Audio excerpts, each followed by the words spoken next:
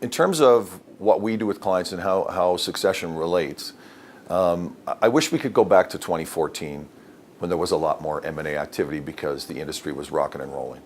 In the past, 2.5 years, we've seen this massive dip. So what does it mean for oil and gas or oil field service companies? It's extremely difficult. Number one, to even make money right now. You've got some that are losing on an annual basis, some that are breaking even, and some that make a few bucks. The real good ones are managed very, very well. Challenge is, who's going to buy and at what price? Because the industry in the space that it's in, the level of investment has dropped from a high of $81 billion in 2014. They're projecting it to be 44 this year. So who's going to lend if you need debt, right, to succeed or to buy somebody out? Do kids even want to get into the industry if it's an intergenerational transfer? It's extremely challenging. And at what values?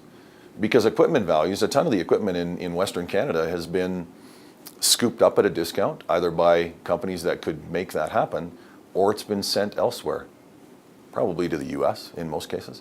So it's a tough environment. The boys really didn't have a business background.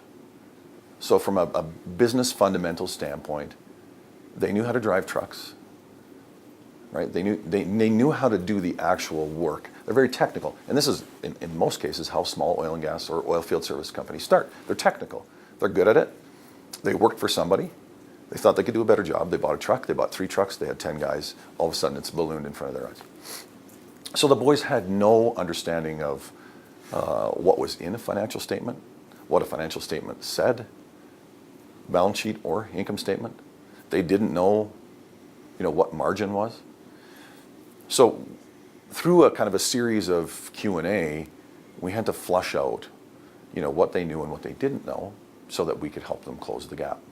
So we kind of became the in-between moderator between mom and dad and the boys, right? We needed the history of the business. We needed to understand how he got where he got, what it took, the sacrifices that he made, right? Decisions.